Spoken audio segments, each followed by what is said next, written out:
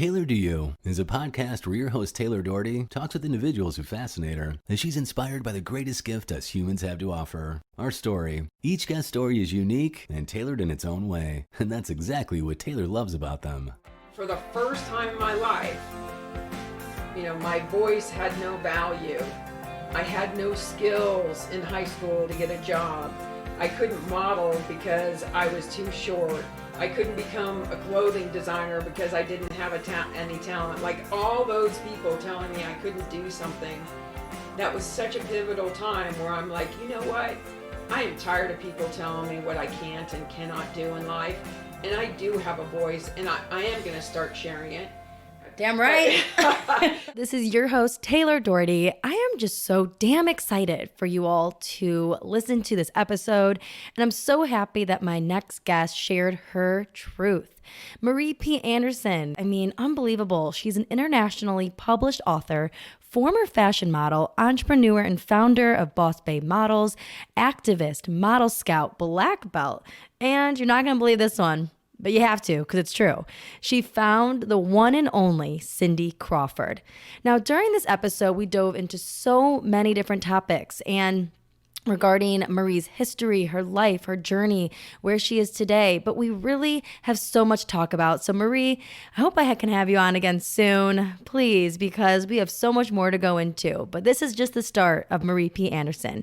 So please enjoy how open she is. She shared her life experiences. Her candor is something to truly admire and aspire to be. So please enjoy Marie P. Anderson. How honest do you want me to be? Because some people want me to keep it very light, and it's all about pretty girls and doing fashion.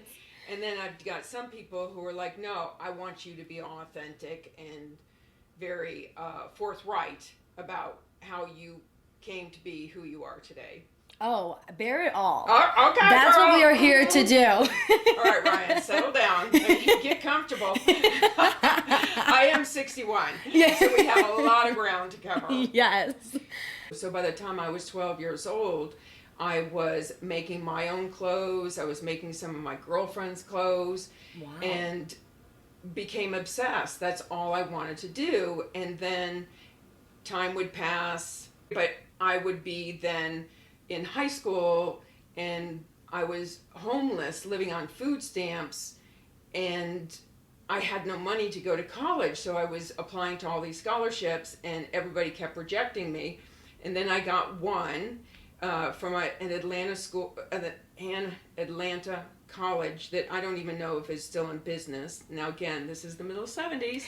Right. And I ran in to tell my home ec teacher that I had just gotten this scholarship to go to clothing design in Georgia. And she looked at me and she said, she looked at me like I was so pathetic. And she said, Marie, you'll never be a designer. You don't have any talent. Oh my gosh. So I gave up my scholarship. A little revenge. Revenge exactly. is through success. Mm-hmm. Well, also in my community of Cocoa Beach, Florida, as I was delusional thinking I was going to become this fashion designer, I was also trying to get a job, and nobody would hire me because I didn't have any skills. Like, how many teenagers have skills in Cocoa Beach, Florida in the 70s? Okay, there's Dairy Queen, right? So I was applying to Dairy Queen, and the guy didn't hire me because I didn't have enough ice cream experience. Wow. It was really random. So anyway, the point being is that all my friends were like, Marie, you're tall enough. Why don't you try to go become a model? And I was like, no, I'm really ugly, and I'm fat, and whatever, all those things that girls tell themselves, that negative. Right, well, I would have never thought myself, being a model either. Also I am 5'3" or 5'4", but even if someone feels pretty on the inside or the outside, modeling is something that's so foreign in a way. Yeah. It's like, I have to be a certain model to succeed. So I think a lot of girls feel that way. We didn't have social media back then. We only had a few magazines, and you just never talked about being a model back then. Mm-hmm. So flash forward, so I would muster up the only courage that I had, and I had been married.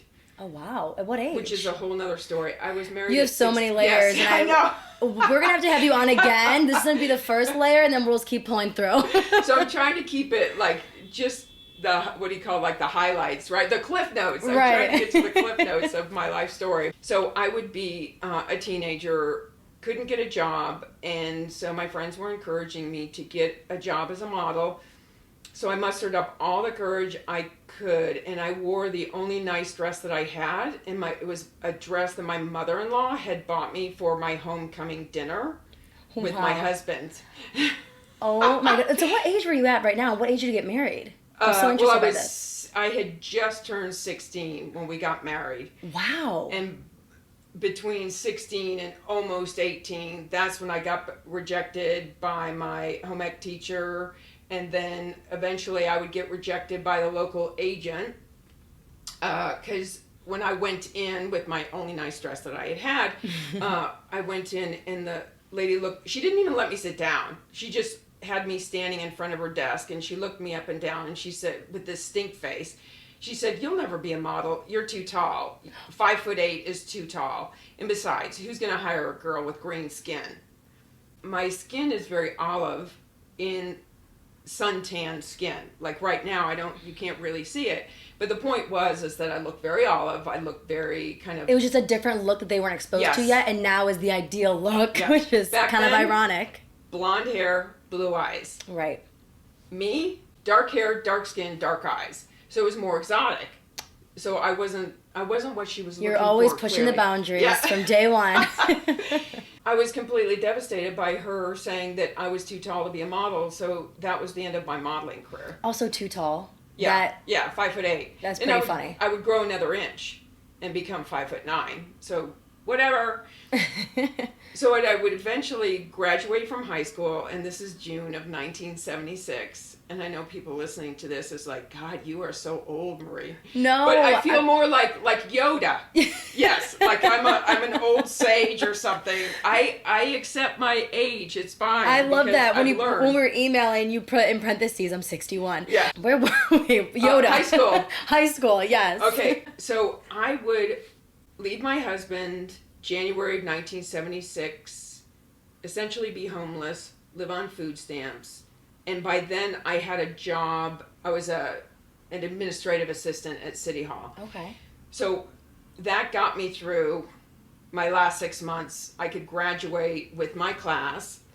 And then I had a brother who had come down from Chicago and had seen essentially the deplorable environment that I was living in. Well, I mean, you were homeless. Yeah.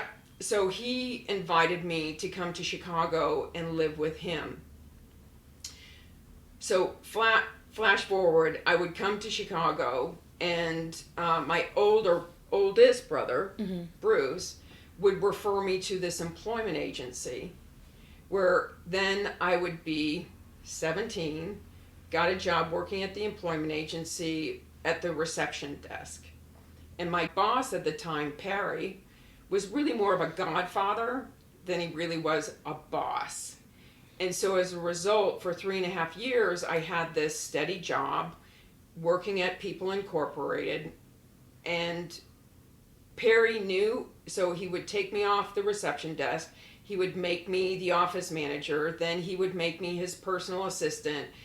And finally, he came to me one day and he said, "Marie, you've just outgrown this place. You really don't belong here anymore. Wow. I've got this amazing fashion studio, where I want to send you for an interview."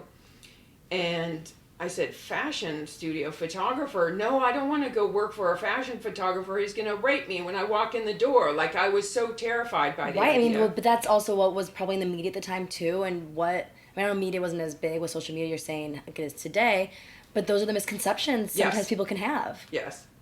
So I didn't want to go interview, his name is Stan Malinowski. I didn't want to go interview with Stan because I was just intimidated.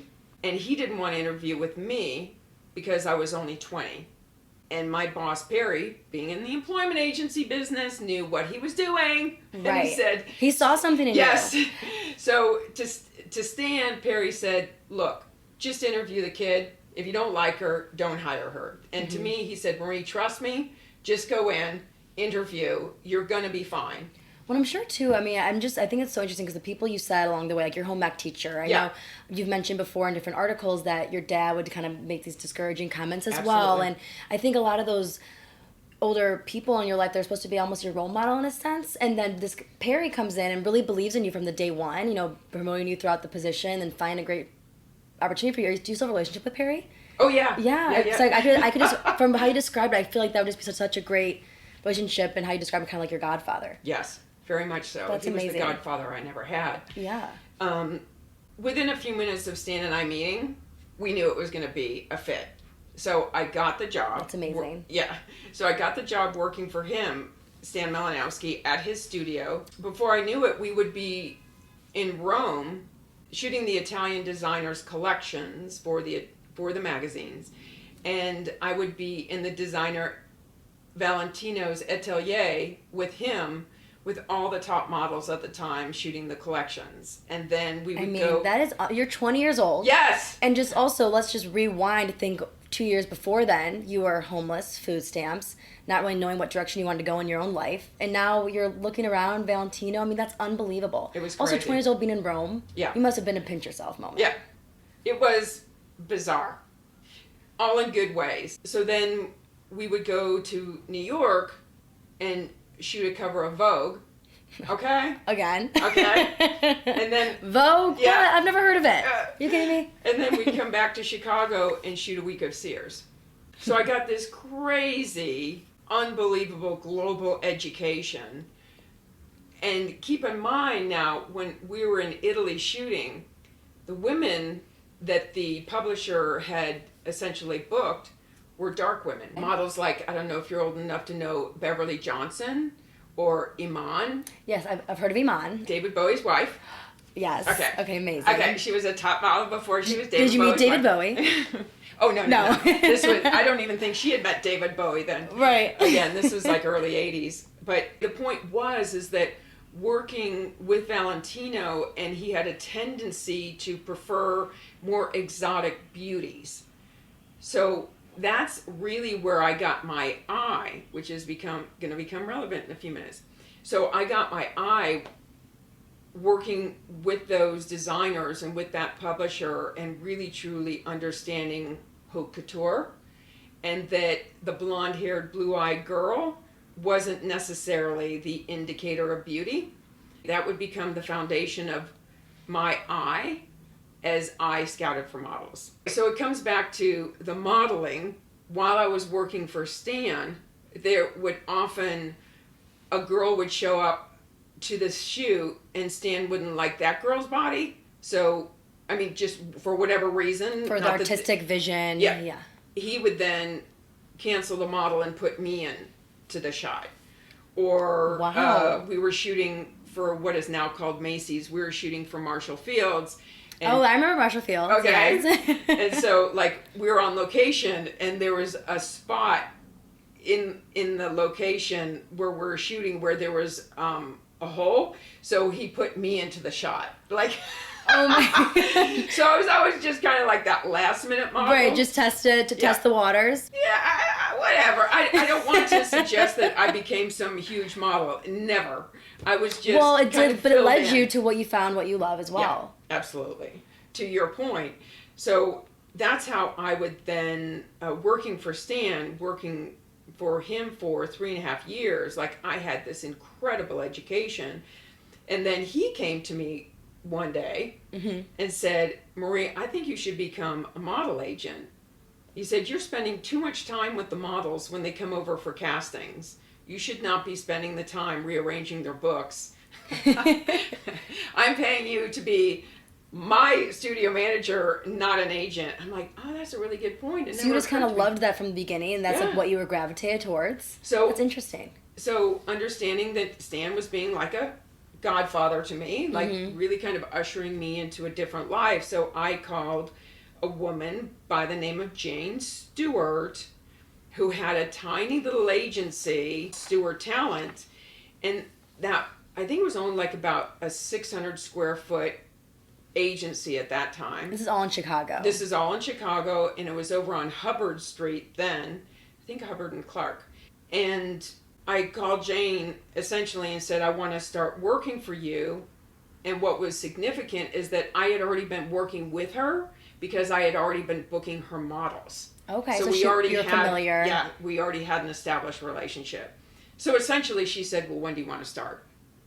I mean, it was that quick. It was within a few months of working for Jane Stewart that I would then discover Cindy Crawford, who was... Which we got to get into that. Yeah. Who was in The Makeup Artist. His name is George Statner. He's since changed his name.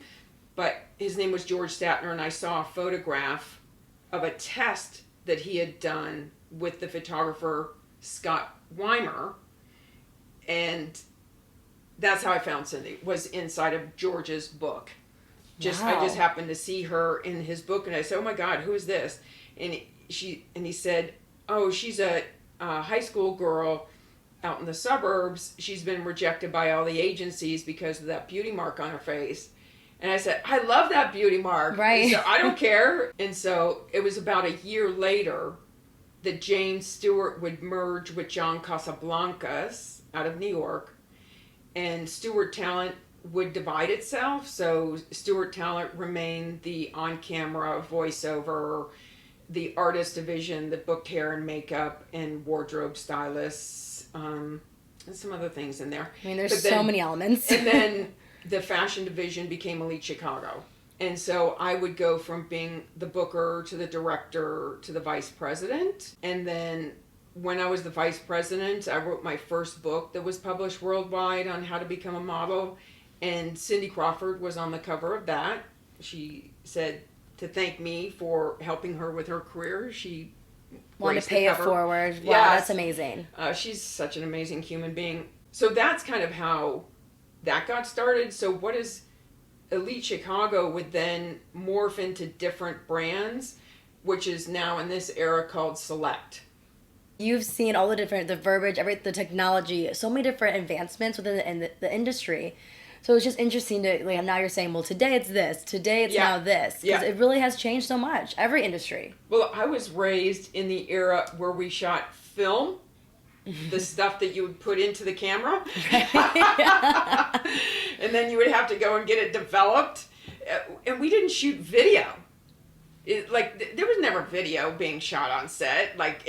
We were shooting film. And actually, coming back to working with Stan, he taught me how to become a photographer while working for him. And he said I had an amazing eye, and he wanted me to nurture that further. And still to this day, he encourages me to do that. But back to that time, I did not pursue a career in photography because it was too expensive.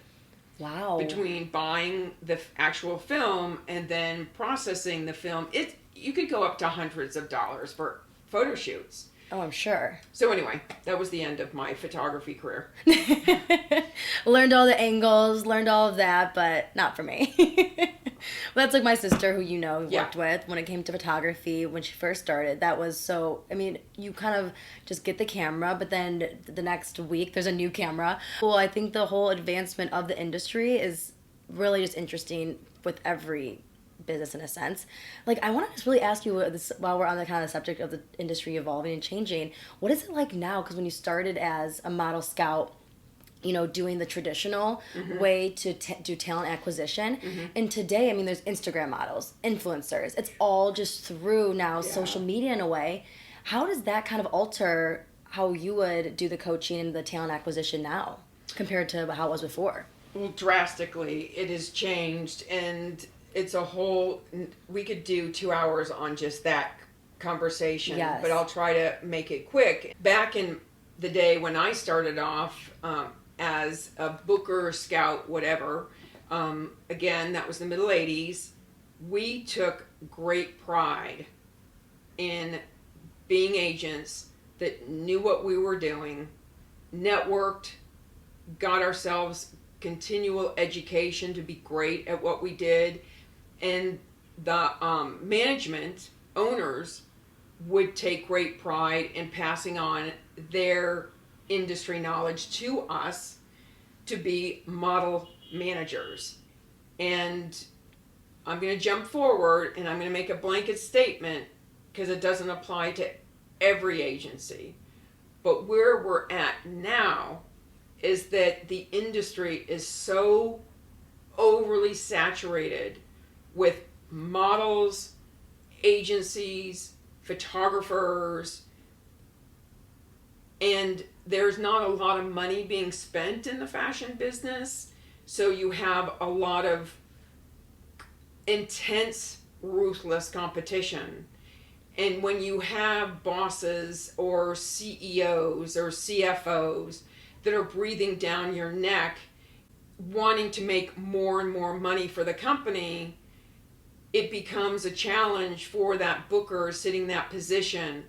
Do I do what's best for the model, or am I doing what's best for the agency? Right. When you have that kind of a conflict, That's a big conflict. it's a huge conflict. So, and when you've got that management breathing down your neck, you're going to make the choice of whatever is going to make the agency that money. And oftentimes, it's not in the model's best interest.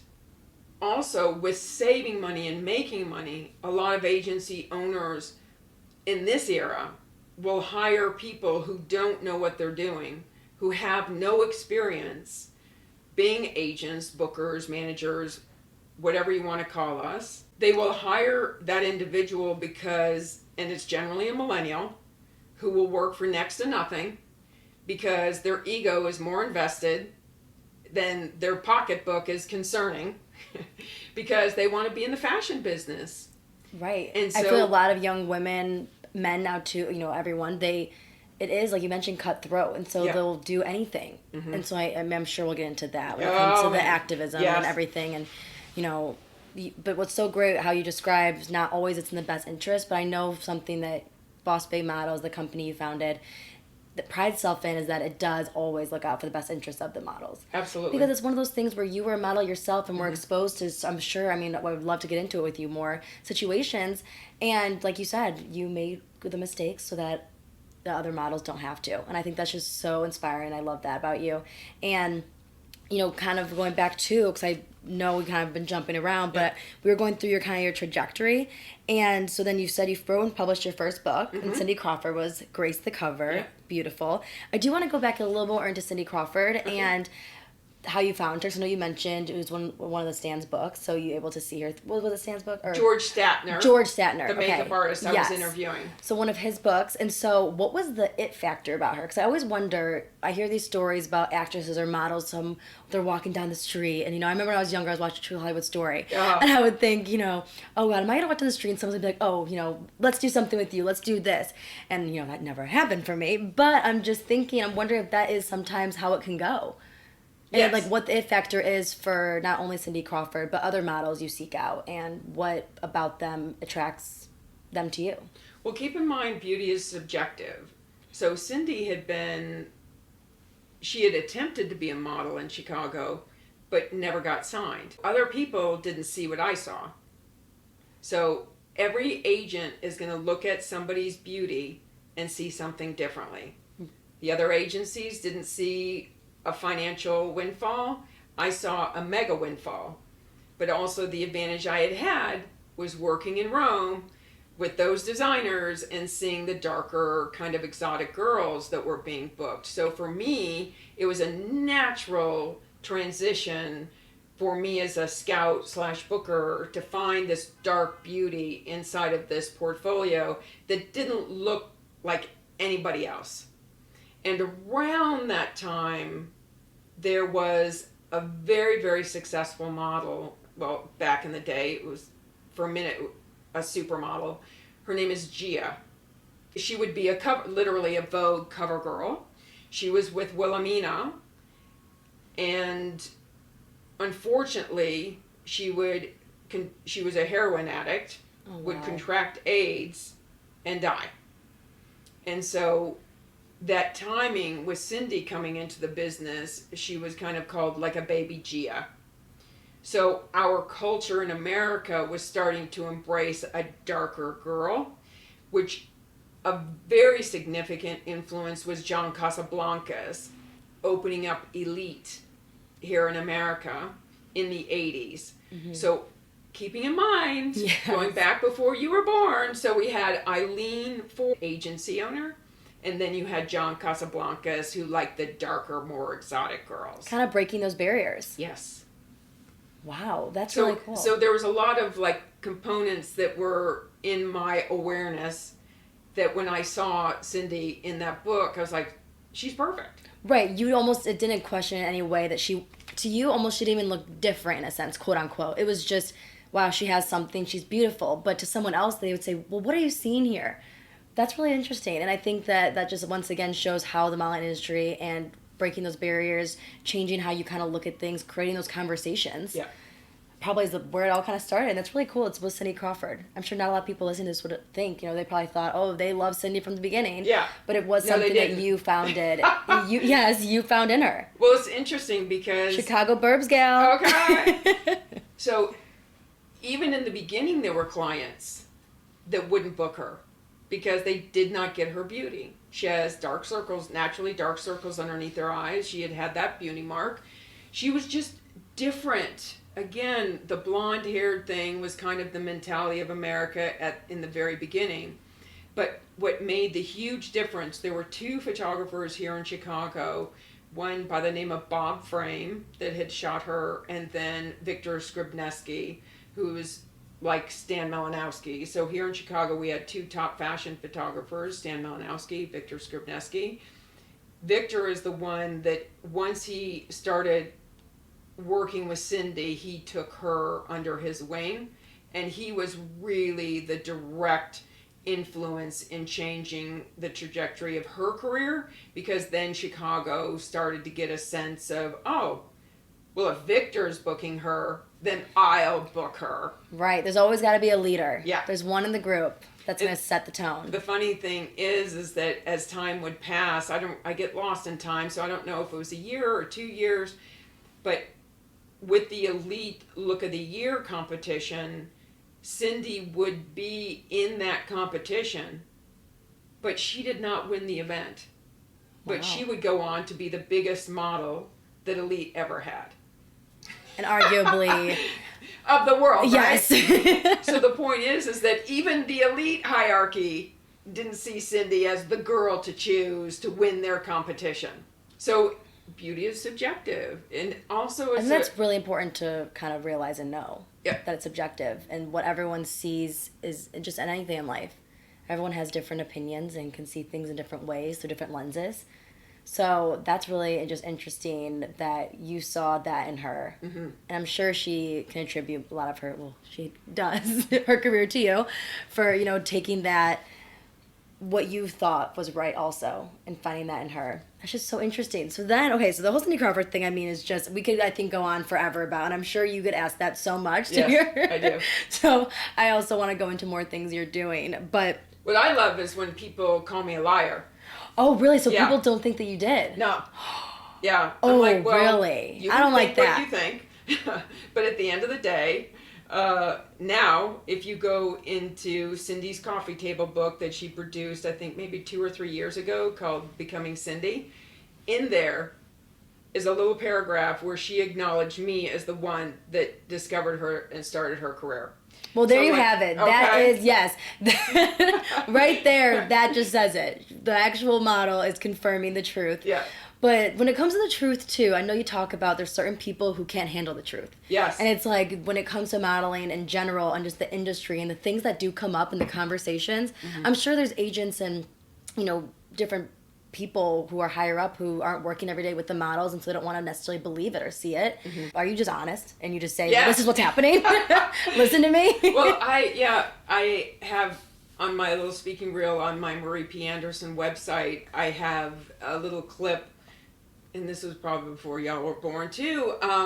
There's a little clip from the movie A Few Good Men, in which it's Jack Nicholson is on the witness stand, and then Tom Cruise is the attorney trying to badger Jack Nicholson, and Tom Cruise goes, "I want the truth."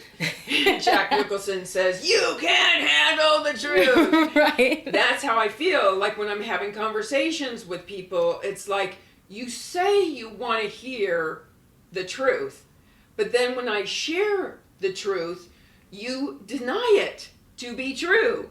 So why am I even talking to you? So it's like you actually don't want to hear what I have to say at the end of the day. Yeah, you don't. I mean, that I can imagine why you would get frustrated and come off, and you could resonate with Jack Nicholson's character in that moment because his blood's boiling. Yes. I'm sure that's how you feel in those situations. I've been talking about the hostile work environments and the sexual impropriety of the modeling business since 1990.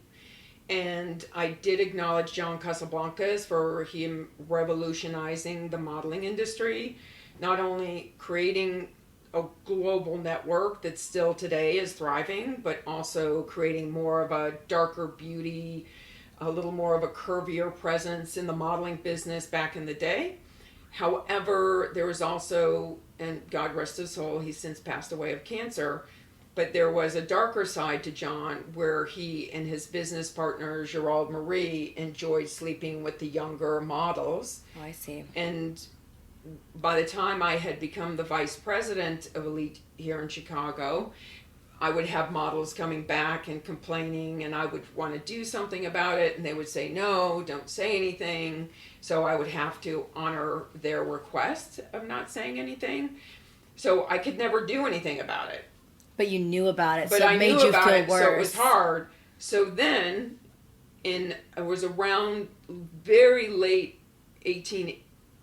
I was gonna say. I'm not that old. Yeah.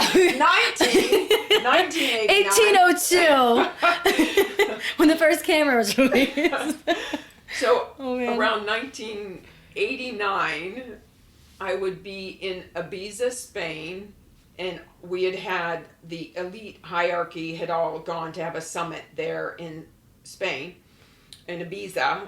And we had spent 10 days together just talking about business and how to be better and blah, blah, blah. Hopefully also enjoyed Ibiza. No, because it was winter and it was cold, which brings us to how I would hear this conversation. But because we had worked those 10 days and it was cold, and basically we would work all day and then just sleep and then work the next day.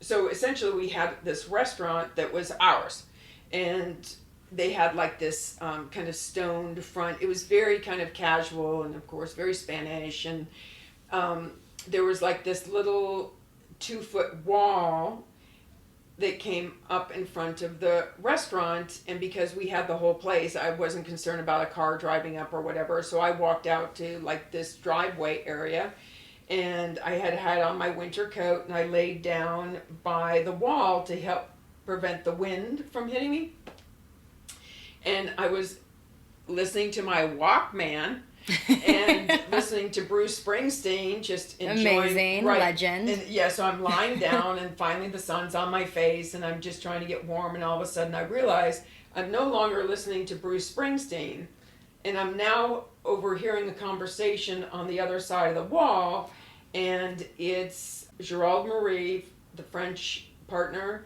and John Casablancas having arguments with two of the young female employees from New York, Lisa Herzog and Trudy Tapscott, and the women were pleading with the men to stop sleeping with the 13 and 14-year-old girls, and John and Gerald, their position was that they were men and that they had needs and nothing was going to stop.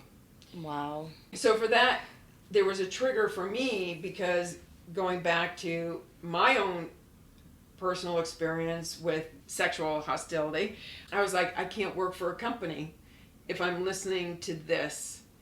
So I started discussing why I quit, which I did do in 1990. I swore off the agency business because I assumed any model I sent anywhere, they were just going to be sexually harassed by the men. Which was reasonably so at the time. I had opened up a little scouting company called Model Futures, and I had that for 2 years. And one of my clients, because I also did consulting, one-on-one coaching for agencies, agency owners wanting to learn more about the business, and Mary Boncher had an agency here in Chicago called Mary Boncher Model and Talent Management, and she was one of my coaching clients. And before we knew it, we were talking about opening up our own agency, because one, there was not going to be any men around to worry about that. And two, she was, and not to say Christians have the corner on the market of always being professional, but she was a Christian female. So, yes. and she believed in taking care of women and empowering women. So he had the same moral compass. So before I knew it, we had opened up ARIA Model and Talent Management, and I was already very open about talking about those things, about the sexual impropriety and hostile work environments. And I worked really hard for my bookers to make sure that they weren't being part of that problem. You wanted everyone to be on the same page. Thank you. Wanted the business to be professional. Right. What it ultimately should have always been. Thank you. But well, we were advocates for models. So we would have ARIA Model and Talent Management for 13 years. I would write my second book that would be published worldwide on how to become a model. And I had found this exceptional beauty by the name of Jessica Mills at a modeling convention called the Paula Palm Model and Talent Convention. And blonde-haired, blue-eyed beauty. Yes. That I would put on the cover of my book. We would sell ARIA to Ford. That's very cool, though. That was you. Yes. And so I had that for 13 years, would sell it to Ford, and then I would be the general manager of Ford, and then after a year, I would quit the agency business again. This episode of Tailored to You is brought to you by Volare, a family-owned and operated Italian restaurant since 1997. Wow, the year I was born, no wonder it's my favorite Italian restaurant. Volare is located in downtown Chicago in the Streeterville neighborhood and reflects the look and feel of an old-world Italian establishment, offering a vast variety of dishes that will cater to all of your taste needs. But it's not a trip to Volare without ordering the classic gnocchi alla vodka. Seriously, stop what you're doing if you're in the Chicago area and get the gnocchi alla vodka ASAP. From their employees who they consider family, most of whom have been with them since the doors opened, to their loyal customers, Benny and his staff will always make you feel right at home the moment you walk in. Especially when you walk in with his daughter, Christina. Celebrity status, I'm telling ya. Speaking of, I hear it is one of Kanye's go-to places when he is in the city. I'm just saying. As you all know, we are in an unprecedented time, but that hasn't stopped Volare from their unwavering support to their local communities, from donating meals to their longtime neighbor and friends at Ronald McDonald Children's Hospital, the Anthony Rizzo Family Foundation, and the Rainbow Push Coalition, to simply just walking around the corner and giving meals to the less fortunate. Chicago is their home, and they always have and always will treat everyone like their family. Volare is open daily for dinner and carryout from 3 to 10 p.m. Get your mimosa on and join me for brunch, which is available Saturday and Sunday from 11 a.m. to 2 p.m. Stay for dinner with me too. So 2003, then 2004. So then I would move to Los Angeles to pursue my 20-year goal of becoming a film producer. Wow. I wanted to be John Hughes. Yes. Now back... Don't we all? Yes. So back in the 80s, I was going, when I was the vice president of Elite Chicago, I was writing my first book, and I was also going to Columbia College at night studying film production.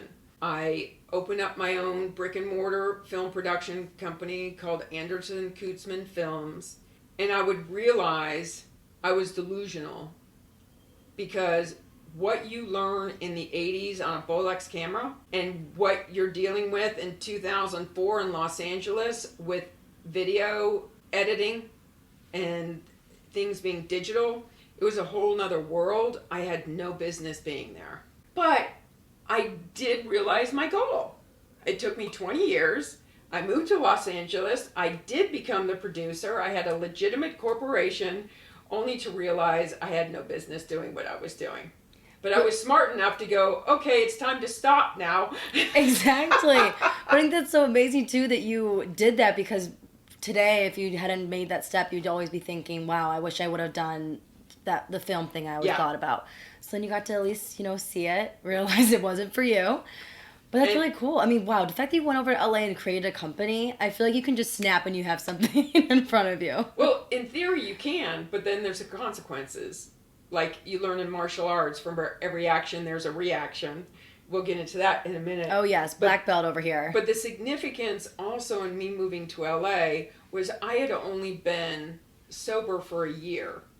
And what that means is that when you become sober, you have to learn to think differently. Like whatever kind of chaos you had in your delusional previous life, you have to start becoming accountable for in a sober life.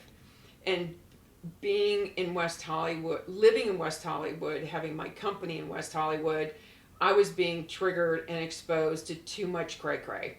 And I was going to relapse. And so I only lasted a year in Los Angeles. Another thing in martial arts, you learn about tapping out. Like when you're like in a chokehold or something, you're like, okay, I'm tapping out. Tap out. I quit fighting. Yes. So I had to tap out of LA. Well, that's another strong, I feel like, pivotal moment for you to realize, remove myself from the situation. Yeah. If it's not the best for me. So I moved to Scottsdale, Arizona. Very different. Yes, drastically. I had a friend in the fashion business, Robert Black. He had, at the time I was selling my Aria to Ford, he was selling his Ford, Robert Black, to his former model, Cherie. So we were kind of like retiring from the agency business at the same time. So while I was in Los Angeles, Robert was in the process of building this healing center called I Am the Center in downtown Tempe. And he was telling me all about this amazing motivational speaker, Austin Vickers. And he said, Marie, why don't you come, move to Scottsdale and, you could have an office inside of our healing center in the loft and, just kind of figure out what you want to be and what you want to do. Wow. Okay. Great guy. I like Right? Robert. Yeah, Robert's awesome. Yeah. To this day, he's still a very dear friend of mine. And so I moved to Scottsdale and I would open up my office inside of their Tempe facility that was just opening. And I would start working very closely with Austin as like a life coach. And I started learning a lot more about quantum physics. I don't know if you know that, but it's essentially the power of attraction. Like what you think is what what you focus on is what you're going to bring into your life. Well, I'm all about what you put out into the universe comes back to you. So I don't try to say anything negative in the world because I'm like, okay, I don't want that to come back to me. But that's true. That's amazing. So there actually is a movie that was made called The Secret. Again, before you were born. I'll write it down. It's a really good movie, just kind of explaining quantum physics and how it works. And working with Austin was a life changer in a really positive way. While I was working with him, we had a coaching session that drastically changed my life, and we haven't even touched on the subject yet. I'll expound in a bit, but essentially what Austin and I were working on was I had experienced, my mother had been a violent schizophrenic. So she was fully functional, but she was a violent schizophrenic. So I grew up in a very hostile family life. Wow. And I also started experiencing sexual impropriety as a 6-year-old. And so I would get molested and eventually raped, and I had a great deal of trauma, all starting in childhood. And so when I was working with Austin, he did this visualization exercise with me that would completely change my perception of my life experiences. And the exercise that we had done together, he said, Marie, you're a very spiritual person. So what I want to talk to you about, you have to be able to understand this one concept before we can do this creative exercise. I said, fine. And he said, you have to truly believe that before you were even born, you were just an entity in the world of energy, right? But you had a discussion with the universe to discuss what you would accept in your life from the universe. So can you grasp your head around that? I said, yeah, whatever. Okay, fine. So I had this discussion with the universe. So he said, okay, I'm going to guarantee you that by the time we're done with this visual exercise, you are going to think drastically differently about all that sexual impropriety. I'm like, bring it on, Austin. You're like, please. Yeah, this awful feeling does not feel good, and I've been carrying it around, so let it come on, let's do this exercise. Right, you're willing to take almost any advice to see if it can change your view on that. Austin says, okay, I want you to close your eyes, and I want you to see yourself, and we are together inside of a museum. And you are holding on to a rock. And that rock represents all that negativity, all those horrible things that happened to you from so many people when you were a child.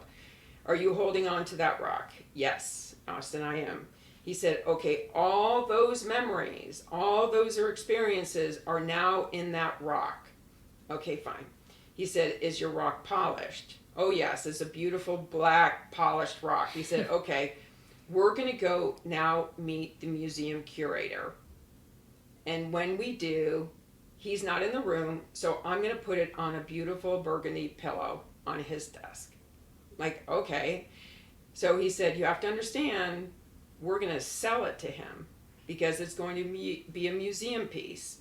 I said, okay, fine, let's sell it. Come on, bring him in. And he said, be patient. Are your eyes closed through this? Yes. Or are you really trying? Because as you were talking, I was almost trying to close my eyes and try to do it for myself. It was very much a visualization, yeah. So my eyes were closed. And so in theory, Austin and I are sitting in this beautiful office in this museum curator's area. And the curator is going to come in.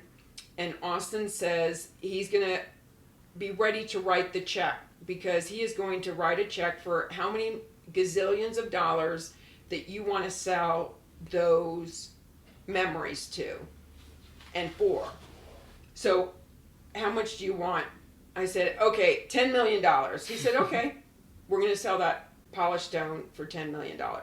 So the museum curator comes in, he starts to write the check, and Austin puts his hand on my arm and he says, okay, Marie, I want you to realize that when he hands you that check and he takes the rock, that all those memories are going to be taken from you. I said, okay. He said, so I just have one question. Do you realize that when you sell that stone back to or over to the museum curator, that those memories are now going to be sent and given to other children? Wow. So, are you ready to sell that rock and give those memories away to force other children to have had those experiences instead of you? I said, shut up. I didn't think that's where this was going to go. Yeah. There's always a catch. Yeah. What is it, catch 22? Yeah. So I said, of course I don't want to sell them. I don't want anybody else to have those memories. He goes, Marie, you had that decision. You had that decision when you were just a little entity. You weren't even human yet. Right. So you had that negotiation with the universe to accept that responsibility to prevent other children from having those experiences. I'm like, well, I really don't like this situation, but I'm not going to give other kids those experiences. So, okay. All right, you're right. I'm thinking about it differently. Yes. And so did it help you from that day on? Oh, yeah. To think of it in that way, kind of how you described to me, be of service to others? Yeah. And just share, if there's ever been a time, but before that time, did you feel like you could be open about those experiences, or did it more come later? Well, I had been in psychotherapy since I was 10 years old because I was a mess. But and what most people don't understand is that sugar can be an addiction. And when I was 6 years old and already starting to experience sexual impropriety by multiple people, I went to sugar because that was the only substance that I had access to, right? And between being beaten by my mother and being the baby of 5 and then the crap rolling downhill to being the baby where, you know, the older person gets crap, so they deal it to the other kid and the other kid and the other kid, so I'm the one that receives the bulk of everything running downhill because they were experiencing the same kind of insanity that I was for the most part. not so much the sexual part, but the hostile biological home life with my mother and her crazy. But I started drinking when I was about 8 or 9 because my parents would have like cocktail parties. And so I could I was going to go, let me go help mommy. Oh, wow. Oh, my goodness. So I'd go around and be drinking while I was cleaning up the house. But I had my first full-on drunk by the time I was 10. And then it was pot by the time I was 13. And it wasn't until I got to Chicago that I would discover this stuff called cocaine and mushrooms and acid. So I started doing all sorts of experimentation with drugs. And I feel like at a young age, too. Yeah, 17, 18, 19, which would then lead me into the modeling business where that crazy lifestyle was just common. Almost accepted.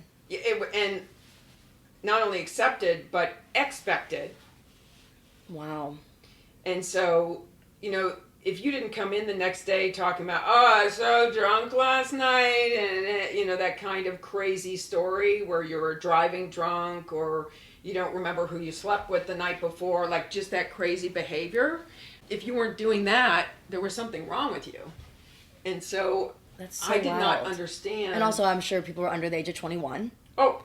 And they just like, oh, wow, funny story. Well, part of that backstory, so if you could keep in mind all that kind of dysfunctional life that I had before I moved to Chicago, and having been a teenage bride and being a survivor of domestic violence. My husband was very abusive, physically and verbally abusive of me.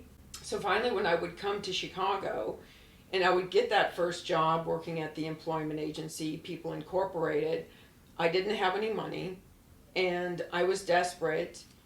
And there's a bar here called PS Chicago. Wrong bar. There is a bar called Mothers. Okay, yes, it's on I've heard of Division. Mothers. And so I was doing wet T-shirt contests at Mothers to get money. And my boss, Perry, had found out that I was doing those wet T-shirt competitions. And he brought me into his office and sat me down, and I thought he was going to just turn purple. He was so mad at me for doing those contests. I said, you don't understand. I'm making money. He goes, but you don't understand, kid. You're a star. Wow. And you are not behaving like a star.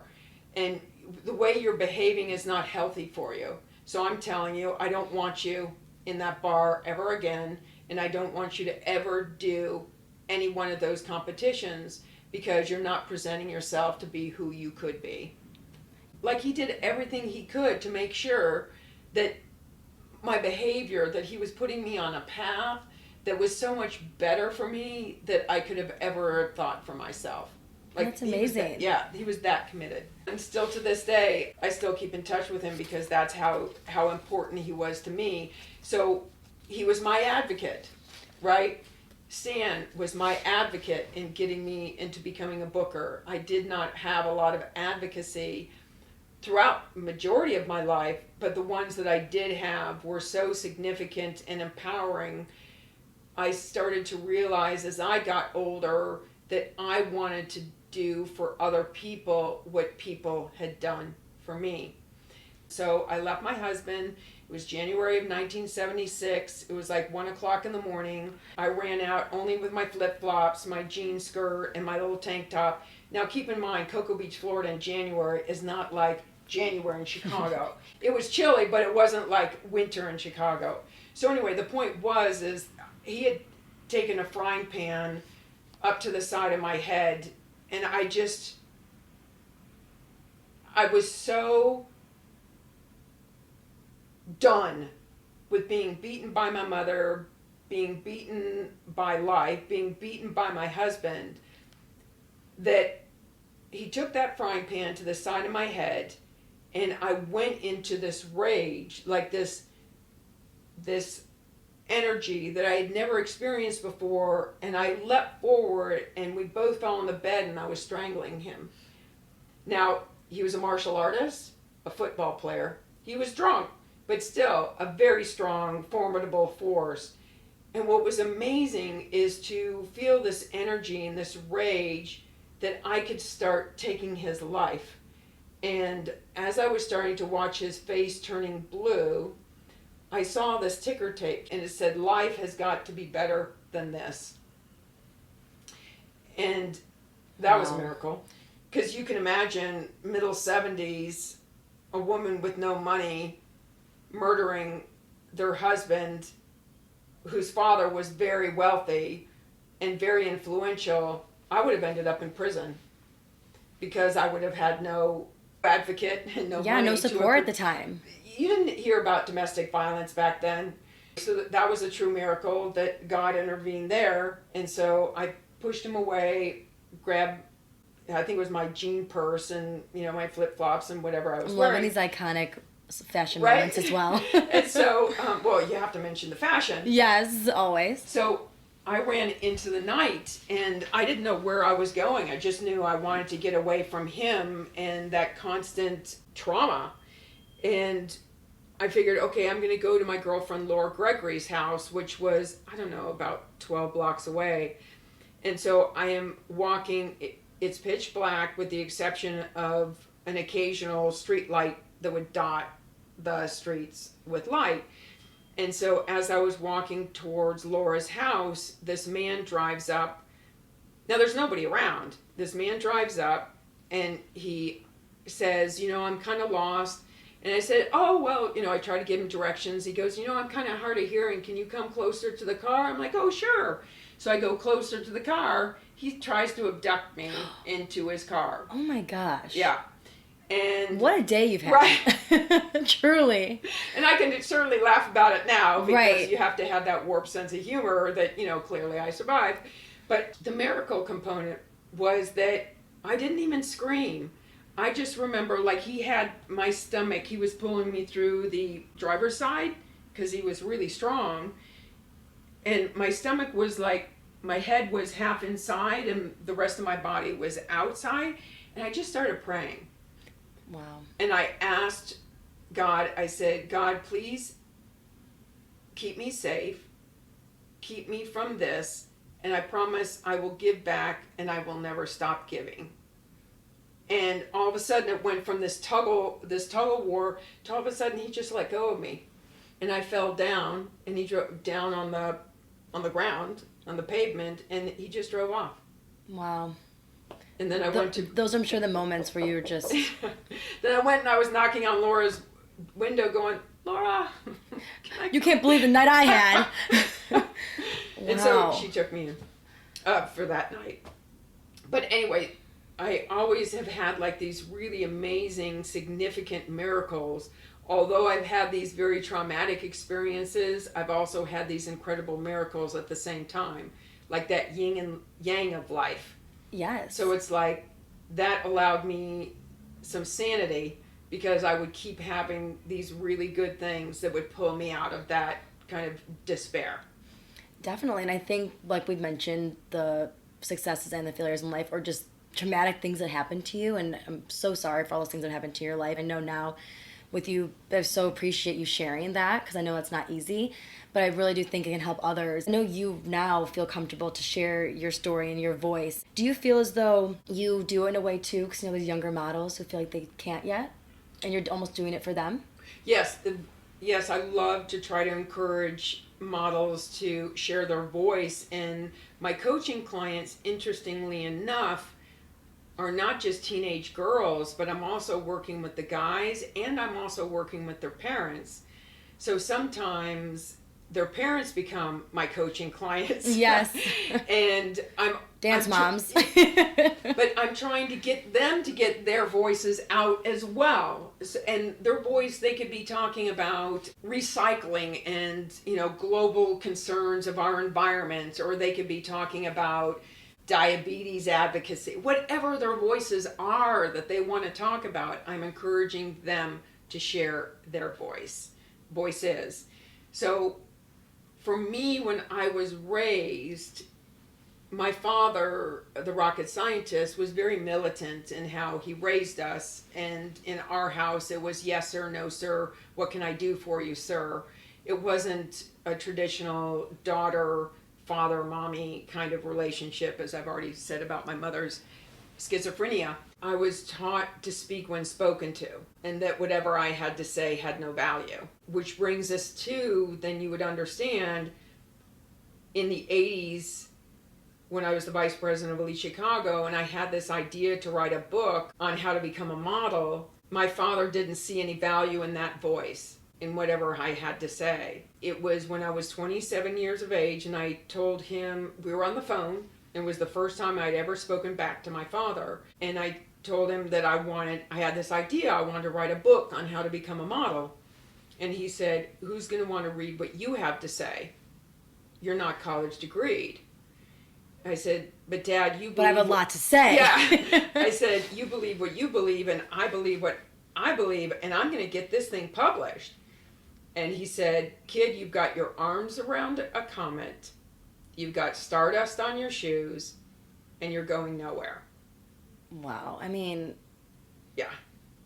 But, again, there's that miracle. For the first time in my life, my voice had no value. I had no skills in high school to get a job.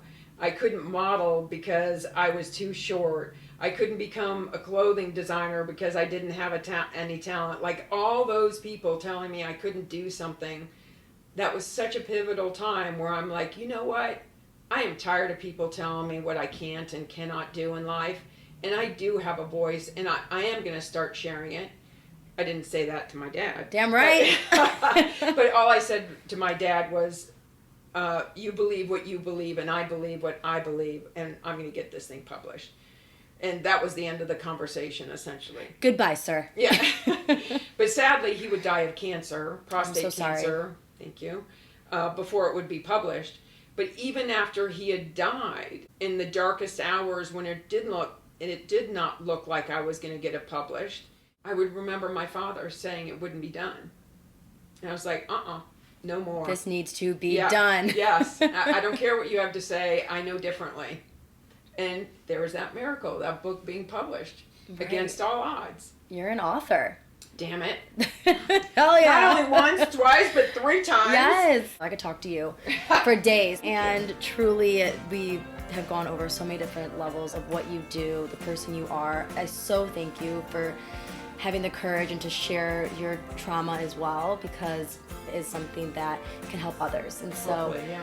I just so appreciate you. You're so unbelievable. Thank you.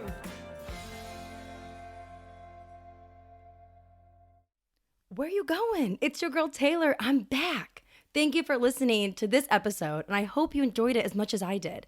I know you want more, so subscribe to the Tailored to You podcast wherever you listen to podcasts. I also encourage you to make this podcast tailored to you. Visit t2upodcast.com to submit your questions, topics of interest, types of guests, really anything. Just say hi to me. And I hope even your own story, because I'm eager to hear and share it. Let's have some fun. We'll talk soon.